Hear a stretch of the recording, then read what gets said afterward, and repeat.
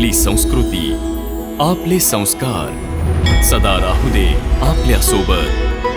भारताच्या महान ग्रंथांचे आणि काव्यांचे संपूर्ण संकलन. सबस्क्राईब करा तिलक.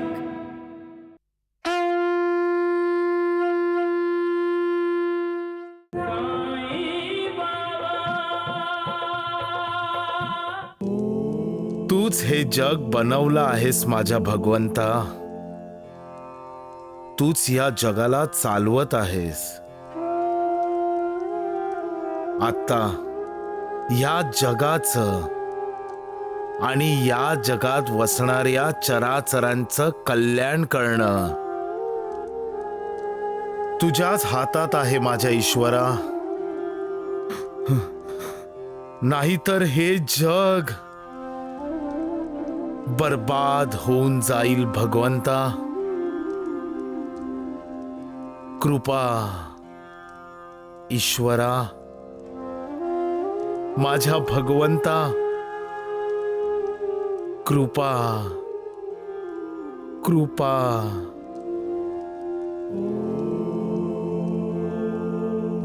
प्रणाम साईनाथ. महासापती, शिर्डीवाल्यांना सांग, आज मी सर्वांसाठी जेवण बनवणार आहे. प्रत्येकाला जेवण मिळेल महासापती. आजच्या दिवशी कोणीही उपाशी राहणार नाही. आज कुठलीही आई तिच्या अपत्याची भूक भागवण्यासाठी व्याकुळ झाली नाही पाहिजे, लाचार नाही झाली पाहिजे.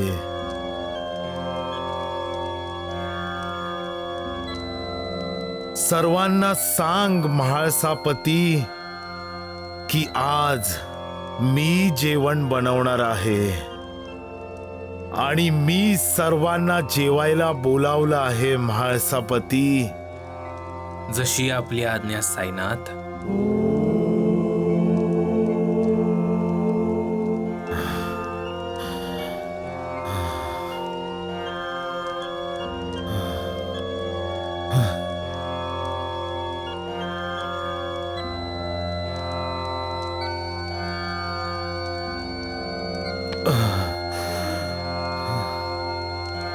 सबका मालिक एक.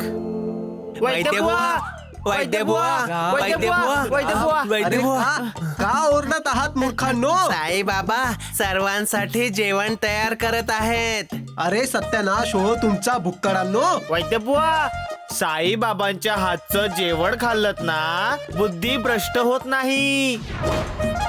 आणि साप जरी डसला तरीही त्याच्या विषाचा परिणाम नाही होत. अरे धोंडू, सापाच्या डसल्यानंतरही वैद्यबुवांच्या कृपेने मी तर वाचलो.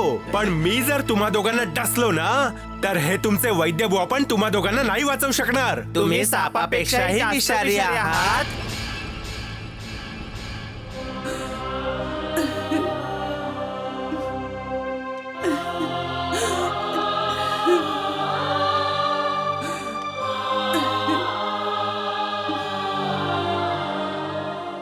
साई कथा अनंत है, साई नाम अनमोल.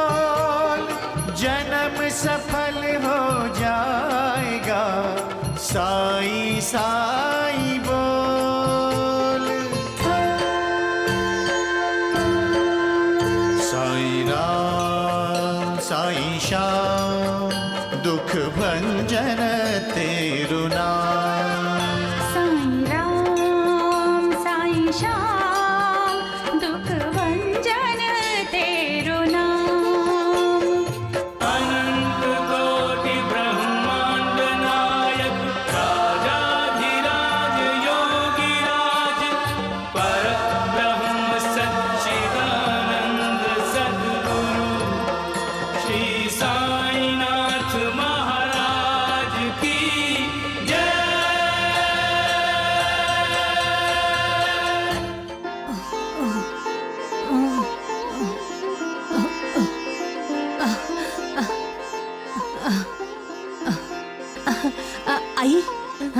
आई माझं पोट भरलं आहे. असं वाटतंय की मी काहीतरी स्वादिष्ट जेवण ठेवले. हो हो आई, माझं पोट भरलंय.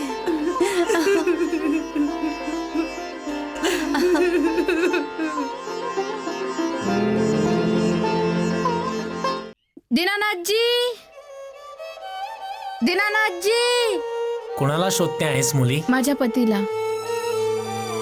काकाजी, माझे पती या नदीत पडले होते. त्यांना कुणी ना कुणी वाचवलं असेलच, म्हणून विचारते आहे. मुली, ही गोदावरी नदी आहे. हिचा प्रवाह पाहिलास किती वेगवान आहे.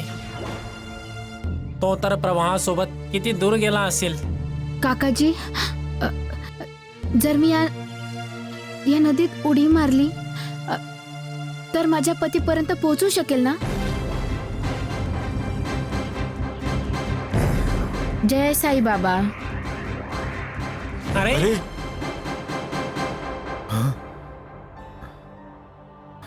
काय पाहताय साईबाबा? काय झालं साईनाथ? तुम्ही बोलता बोलता अचानक शांत का झालात? मी सत्यवान आणि सावित्रीचा पुनर्जन्म पाहिला म्हाळसापती. मी पतिव्रता स्त्रीचं समर्पण आणि त्याग पाहिला.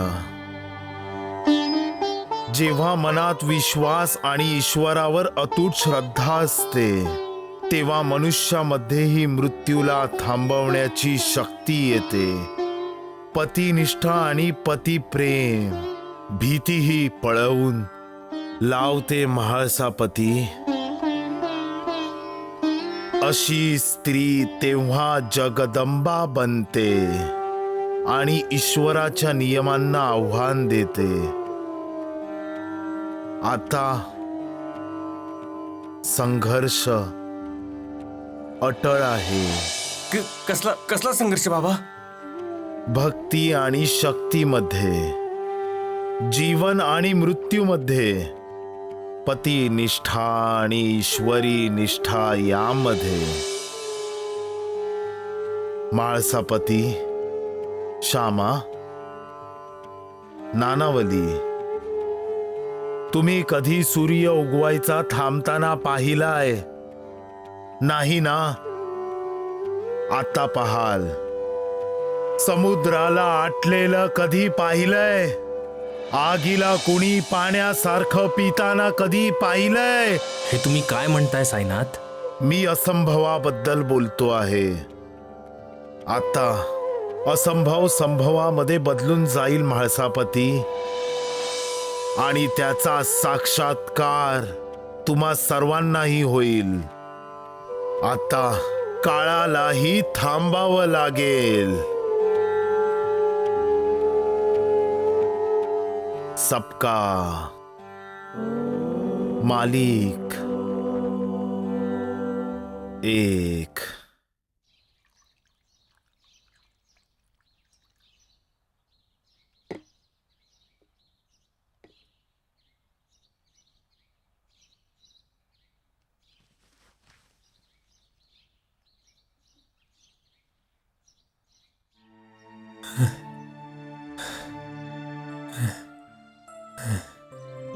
कसं वाटतंय? ज्याला जगण्याची इच्छा नसेल त्याला जीवन कसं वाटेल? इतका वैतागला आहे जीवनाला? या क्षयाच्या आजाराला वैतागलो आहे. घे, हे पी.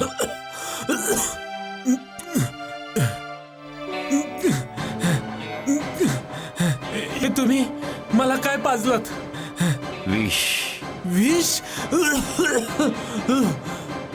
तुला जगायचं नाही तरीही मरणाला घाबरतोस, याचा काय अर्थ?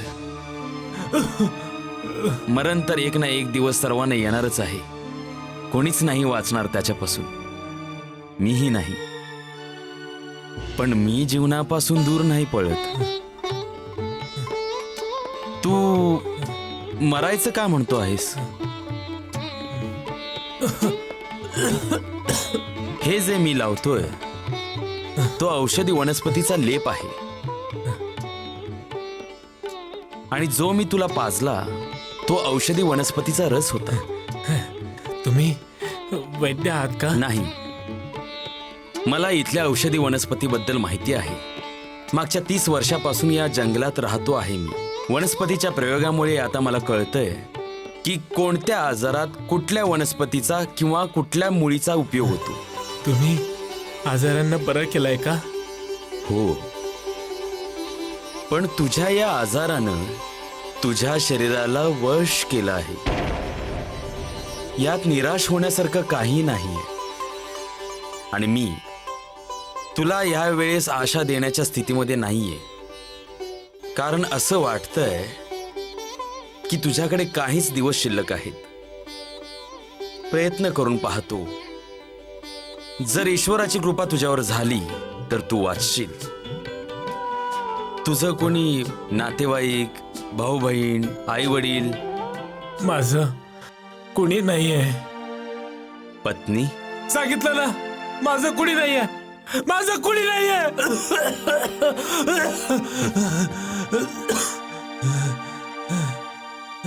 असं दिसतंय की आपल्या पत्नीवर खूप प्रेम करतोयस. जय श्रीराम, जय श्रीराम, श्रीराम श्रीराम श्रीराम.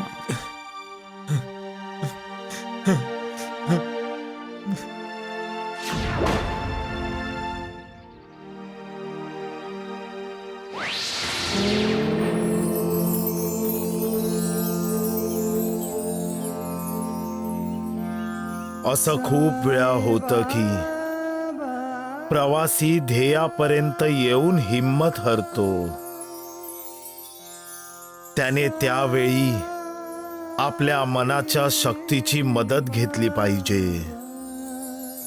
मागे पडलेल्या रस्त्याकडे वळून पाहून हे लक्षात घेतलं पाहिजे की त्यानं किती मोठा प्रवास केलाय आणि आता तर ध्येय समोर आहे. आता तर ध्येयापर्यंत पोहोचायचंच आहे. आपल्या लक्ष्यापर्यंत पोहोचायचंच आहे. जे स्वतःची मदत करतात ईश्वरही त्यांची मदत करतो.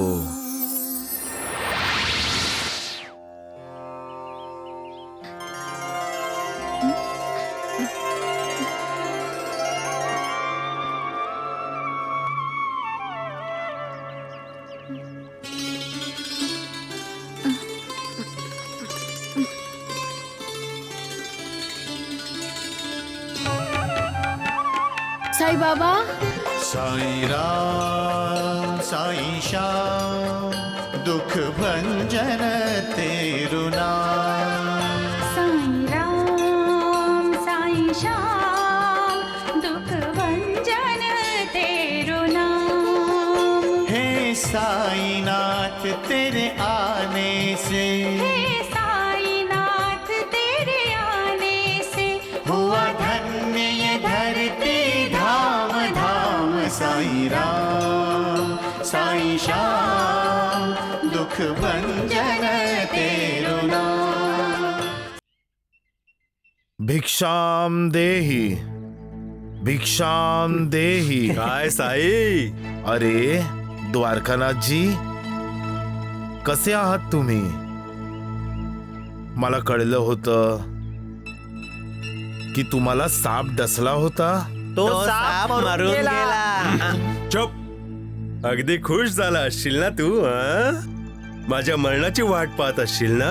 मी तर इथं लोकांना जीवन देण्यासाठी आलोय द्वारकानाथजी. अरे वैद्य बुवा, याला सांगा मला याचं प्रवचन नाही ऐकायचं. हा लोकांना पथभ्रष्ट करू शकतो, आपल्या बोलण्यानं फसवू शकतो, पण आम्हाला नाही. द्वारिकानाथजी, मी भरकटवत नाही, उलट भरकटलेल्यांना योग्य मार्ग दाखवतो.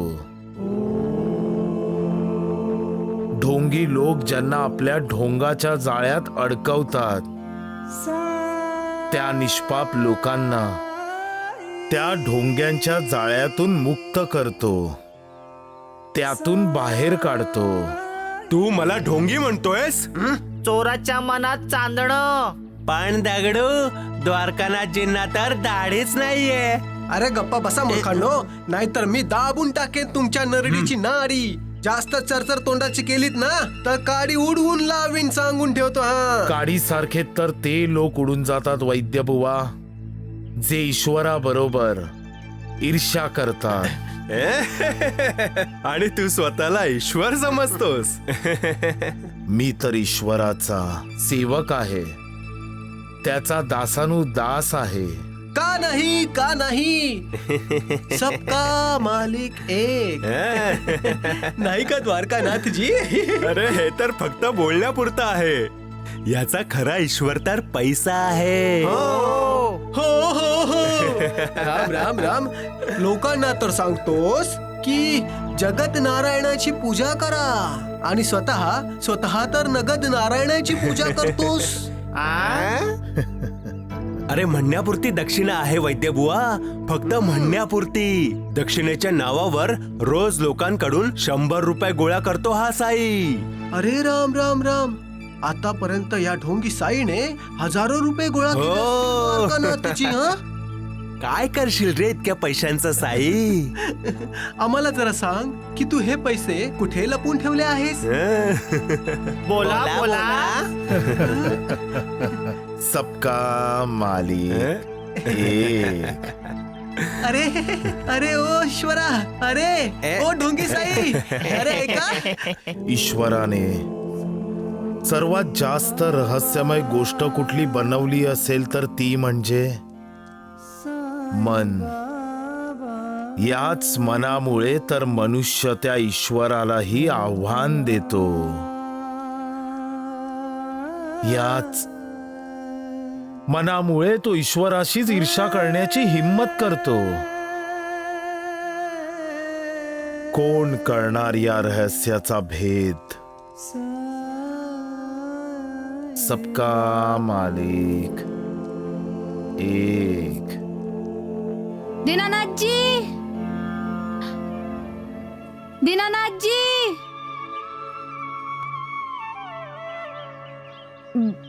बेटा, तू कोणा परदेशाला या गावात पाहिलंस जो नदीतून वाहत आला आहे? माझ्या मुलाला हात लावू नको, चांडाळणी. हीच असेल ती बाई जी मुलांना उचलून घेऊन जाते. दिसायला तर सुंदर आहे, पण राक्षसीन कुठली? हे तुम्ही काय बोलत आहात? मी तर माझ्या पतींना शोधायला आले आहे. खोटं बोलते ही बाई. हिनेच आपल्या मुलांना लपवलंय. मारा मारा हिला.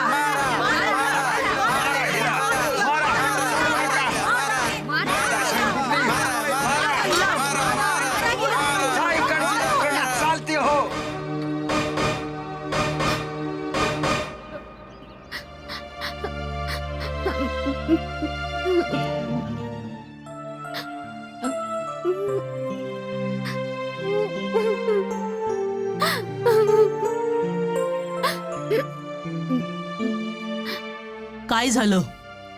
काय या निष्पाप मुलीला त्रास देताय? पण सत्यभामा बाई. चुप. चल बाळा, तू पूर्णपणे सुरक्षित आहेस.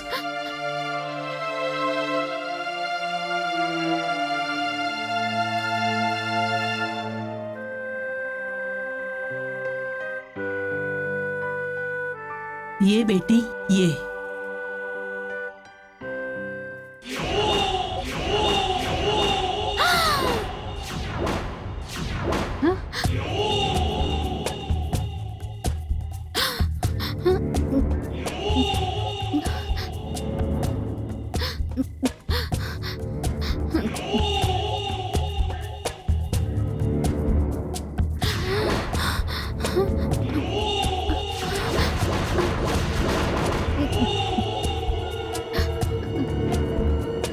हे माझे पती आहेत.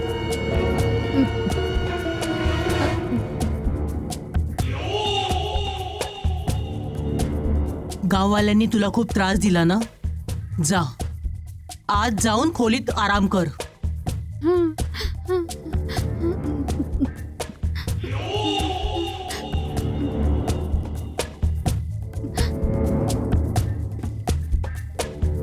तीन दिवस बाकी आहेत. ह्यावेळी आपण ही संधी हातातून घालवायची नाही. या कुमारिकेलाही मी फूस लावून आणलंय. 5 मुलं आहेत आपल्याकडे. 6वी मंजुळा आणि 7वं मी आजच उचलून आणते. कोणी संशय पण घेणार नाही. सगळा संशय जाईल मंजुळेवर. पौर्णिमेच्या रात्री मंजुळेच्या बरोबरच 7ही बळी देऊन टाकू. गुप्तधनाची देवता प्रसन्न होऊन आपल्याला मालामाल करून टाकेल.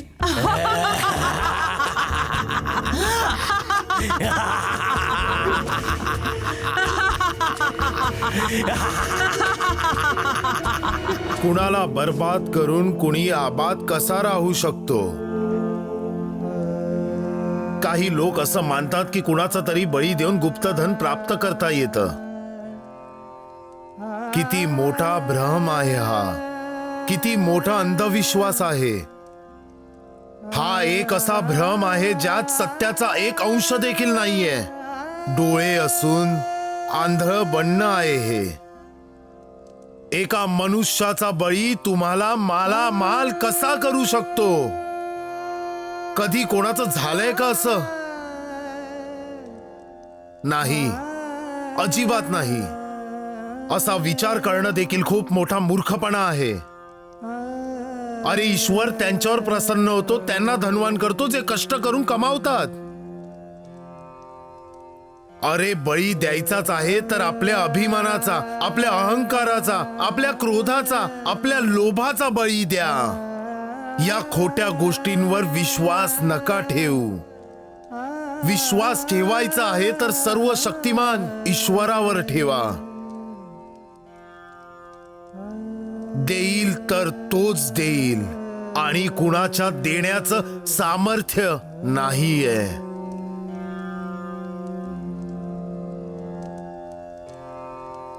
सबका मालिक एक.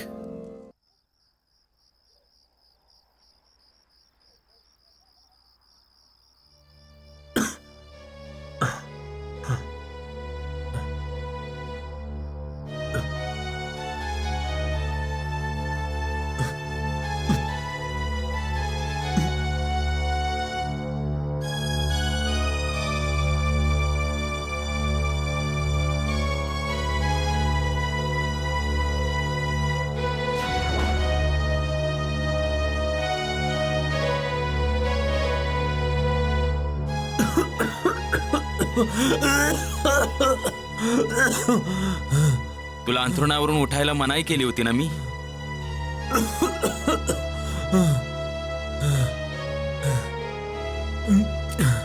समजत नाही का? अरे तुझ्यात शक्ती नाहीये. मी इथून जाऊ इच्छितो कारण ती इथं आली आहे. कोण आहे ती? माझी वागदत मंजुळा.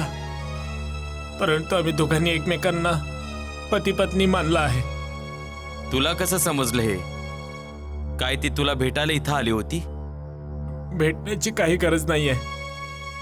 मला तिची चाहूल ऐकू येते. जसं ती या गावाच्या हवेच्या वासाने माझ्यापर्यंत पोचली तसंच मी तिच्या सुगंधाने हे समजलो की ती इथे आलेली आहे. आम्हा दोघांच्या हृदयाचे ठोके एकमेकांपासून वेगळे नाही आहेत. खूप प्रेम करतोस ना तुझी पत्नी मंजुळेवर? म्हणून तर मी तिच्यापासून दूर पडून आलो होतो. पण ती माझा पाठलाग करत इथपर्यंत आली. मी मंजुळाचं आयुष्य बर्बाद नाही करू इच्छित. जर तिने माझ्या मरणानंतर लग्न केलं तर तिचं नवीन आयुष्य सुरू होईल. असं आयुष्य जे फळेल, फुलेल. माझ्याकडे आली तर माझा हा आजार माझ्यासोबत तिलाही गिळून टाकेल. तुम्ही मला विष दिल्याचं खोटं बोलला होतात ना. माझं आता असं म्हणणं आहे की तुम्ही मला खरंच विष द्या. म्हणजे मी मंजुळेने इथे यायच्या आधी मरून जाईल. आणि ती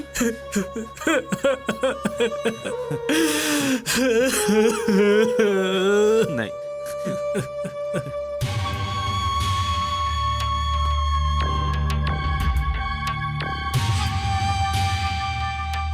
हीच संधी आहे.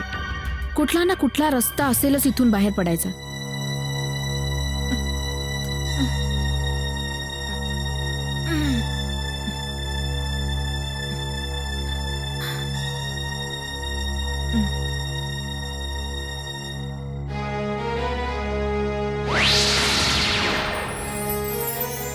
आपल्या कर्तव्यापासून पळ काढतीयस.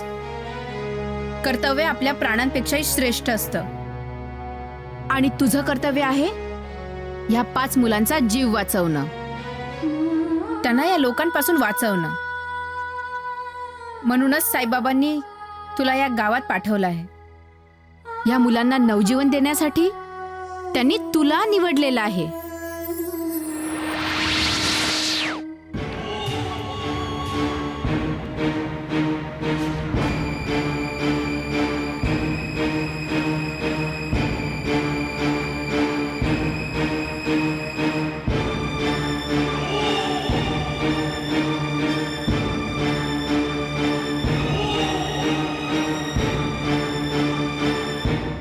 आरामात झोपलीस? हे उठ, उठ, उठ. चल, तुला पण घेऊन जातो त्या मुलांकडे. चल. नाही नाही नाही. सोडा.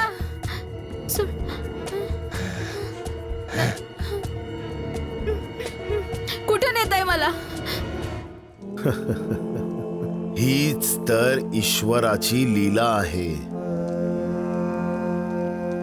जी स्त्री आपल्या मरणाच्या दारातल्या पतीचे प्राण वाचवण्यासाठी मृत्यूशी लढा देण्याचं साहस करते, तिलाच मृत्यूची भीती दाखवली जाते.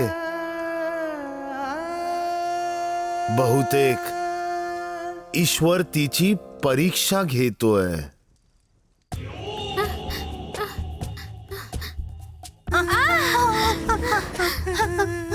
आम्हाला घरी जायचंय. आम्हाला घरी जायचंय. मला आई पाहिजे. फक्त 1 दिवस अजून थांबा. मी 7वं मूल घेऊन येईन. मग पौर्णिमेच्या रात्री तुम्हा सर्वांना, तुमच्या या ताईला आजाद करेन.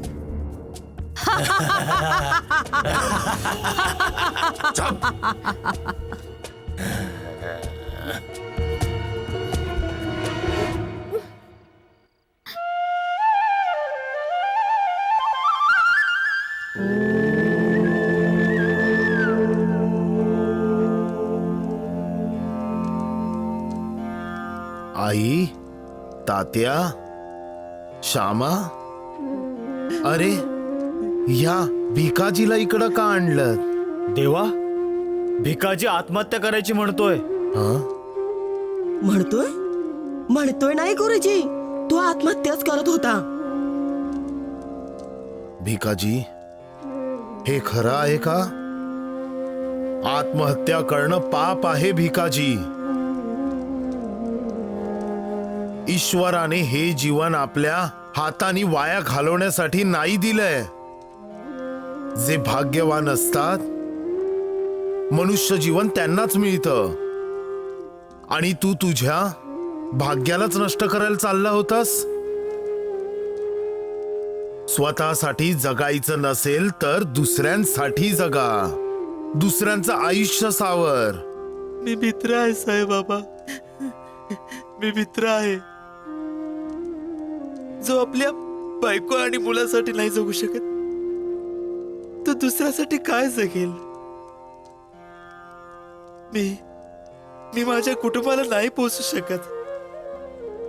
मी त्यांचे अश्रू नाही पुसू शकत. त्यांचं पोट सुद्धा नाही भरू शकत. मी दुर्दैवी आहे बाबा, सुदैवी नाहीये मी. नाही भिकाजी, असं नको म्हणूस. तू भाग्यवान आहेस. भाग्यवान नसतास तर तू ह्या वेळी साईनाथांच्या समोर नसतास. हो, तुझं शेत आहे ना भिकाजी?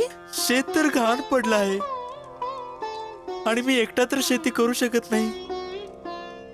आधी जमीन सोडवली पाहिजे, मग जमीन नांगरण्यासाठी मजूर पाहिजेत. त्यांना देण्यासाठी पैसे कुठे आहेत माझ्याकडे? गहाण कोणाकडे ठेवलंयस तू? द्वारिकानाथकडे गहाण पडला आहे. द्वारकानाथ? साईबाळा, हा द्वारकानाथ ना वाळवी बोलून आपल्या शिर्डीवासियांना साफ करून टाकेल. म्हणूनच तर आत्महत्या करायची इच्छा होती मला. देवा, काही करा. बाबा, त्या द्वारकानाथचं काही करा. नानावली, श्यामा, करणारा तर तो ईश्वर आहे. भिकाजी, जा, आपल्या कुटुंबाची काळजी घे. जा.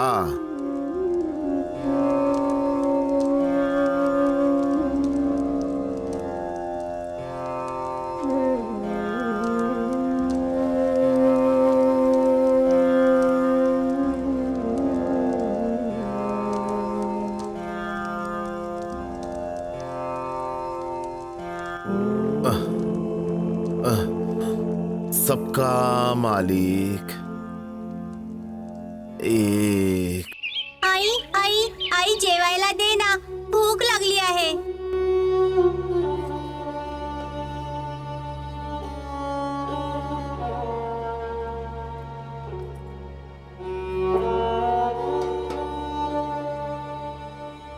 या मुलांनो, या.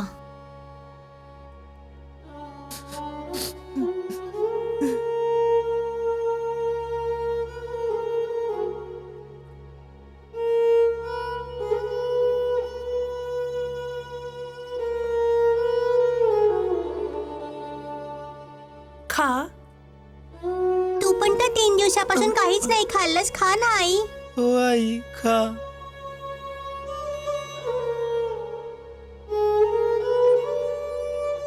ओ माई, भिक्षाम देही, भिक्षाम देही आई, भिक्षाम देही. भूक लागली आहे, खायला दे आई.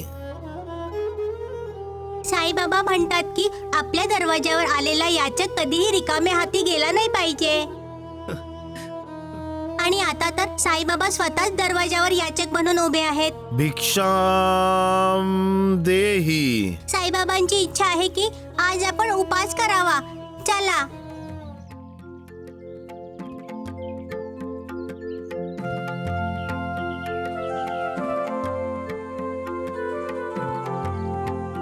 बाबा, भिक्षा.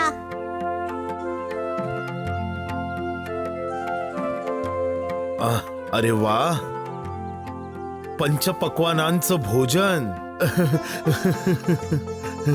आणा.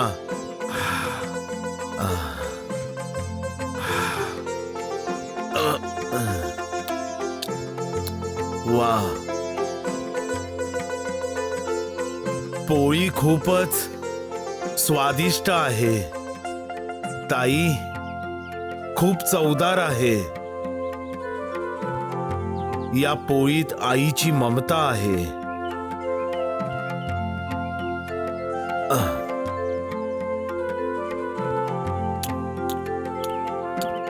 पत्नीच्या मनात पतीसाठी असलेली चिंता आणि कुटुंबासाठीचं प्रेम मिसळलं आहे.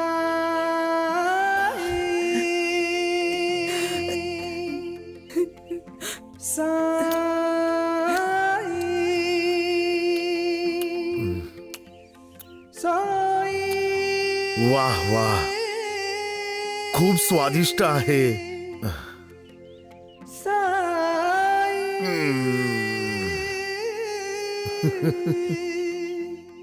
पोट भरलं माझं मुलांनो. इतकं स्वादिष्ट जेवण मी कधीच नाही जेवलो.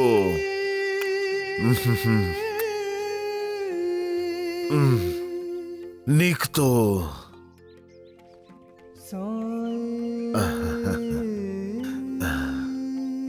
भिकाजी, तुझा आणि तुझ्या कुटुंबियांचं कल्याण होवो. सबका मालिक एक. साई बाबा,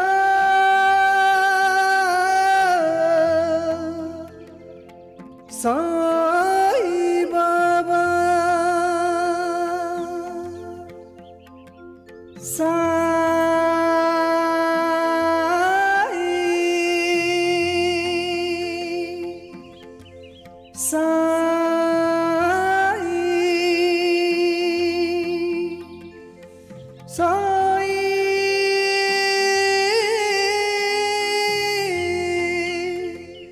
ताई, आता आपण काय खायचं? साईबाबाची कृपा झाली तर आपल्याला आजच खायला मिळेल. पण मला खूप भूक लागली आहे. पाणी पिऊन भूक भागव खंडू. रोज तर हेच करतो.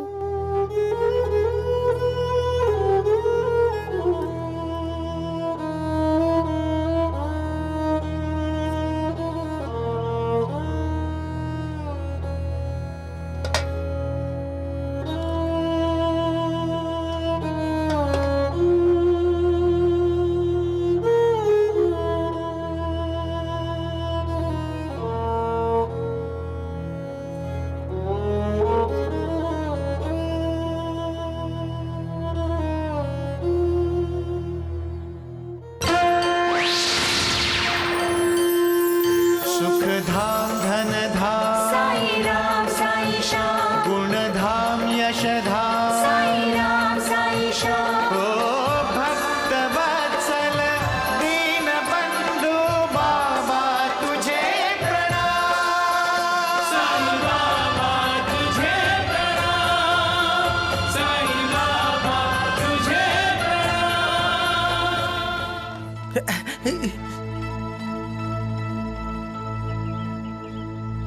वैद्यबुवा, हा साई बाबा भिकाजीच्या घरी का गेला असेल? हा, भिक्षा मागायला. भिक्षाम देही. अरे गप्प बस भिकाऱ्या. द्वारकानाथची त्या दिवशी हा भिकाजी ह्या ढोंगी साईला भेटायला त्या द्वारकामाईमध्ये गेला होता आणि आता हा ढोंगी साई भिकाजीच्या घरात. आणि हे सगळं तेव्हापासून होतंय जेव्हापासून आपण बायजाबाईच्या माहेरहून ते गाठोडं उडवलं आहे. उडवलं नाही, चोरलं होतं. अरे गप्पा बसा. गाठोड. राम राम राम. ह्याचा अर्थ आहे की त्या ढोंगी साईला समजलं आहे की आम्ही त्याच्या पैशाचा मागे लागलो एकदम आहोत. बरोबर बोललात तुम्ही वैद्यबुवा, एकदम. अरे राम राम राम राम. म्हणजे ह्या ढोंगी साईने आपले सगळे पैसे ह्या भिकाजीच्या घरात लपवले आहेत. वैद्यबुवा, जर असं आहे तर मग आपल्यासाठी ही खूप आनंदाची गोष्ट आहे. विचारा बरं का ते. आम्ही पण विचारू. अरे विचारा मूर्खांनो. कारण भिकाजीचं घर तर आपल्याकडे गहाण पडलं आहे. राम राम. आता तोही भिक्षा मागणार. भिक्षाम देही. सबका मालिक एक.